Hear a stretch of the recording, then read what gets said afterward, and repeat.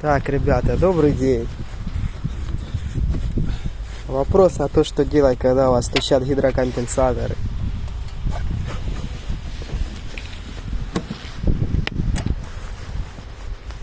Для начала надо масло проверить.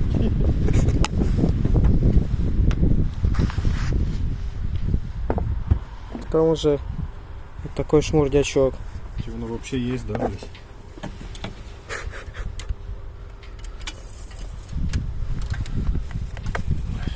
Интересно.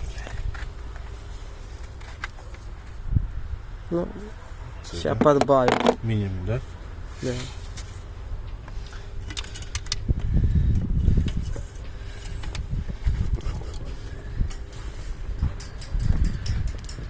Не рекламируй эту хуйню, блядь, YouTube удалось.